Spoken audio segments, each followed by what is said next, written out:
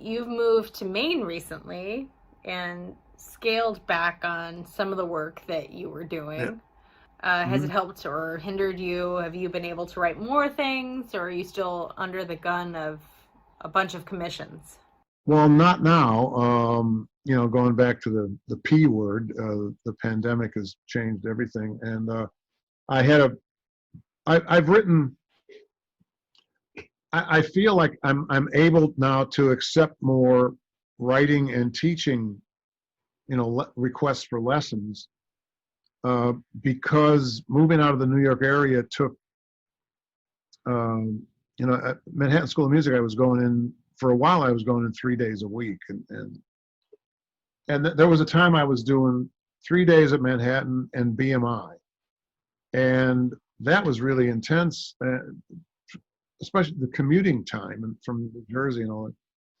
I've got more time up here, and the natural surroundings are beautiful. The problem we had when, in fact, I still suffer from this a little bit.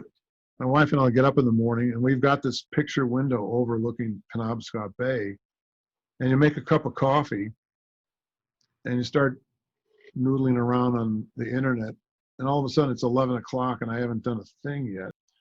Um, Without this pressure of a deadline hanging over my head, I really like it.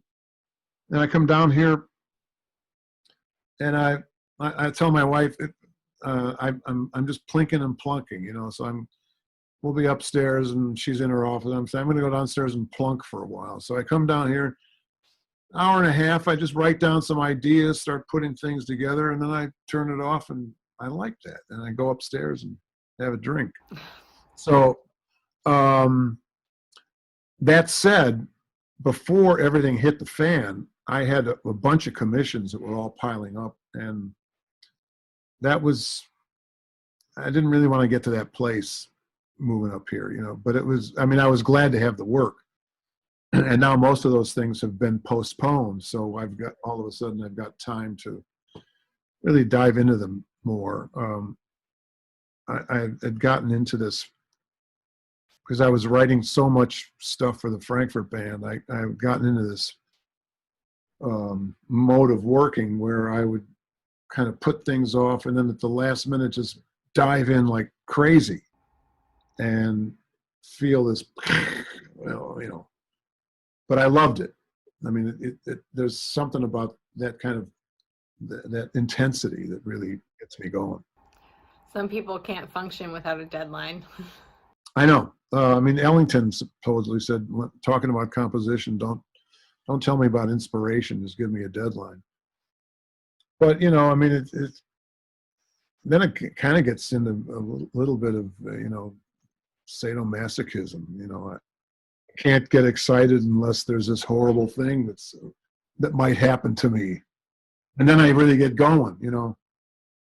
I've told people, when I was writing a lot of music for the Metropole Orchestra in Holland, and I once had this image that I would walk in one day without the music written, and and they were all very nice people, and so I'd be saying, look, folks, I'm sorry, there was this baseball game.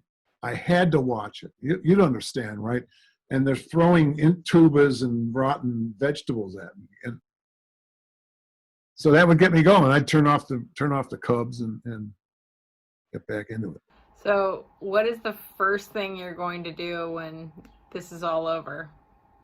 Oh, well, we can already leave the house. First thing I got to do is get my hair cut. I've got John's hair twice. Yeah. Really? Well, now I saw Tony Catlick's on Facebook. Did you see that? Yeah. That did not go well. And my wife is afraid that would be her. So, I ordered a pair of scissors off Amazon, and oh, okay. every time I cut John's hair, I get the scissors out and the band-aids out. And if it goes poorly, he has a lot of hats.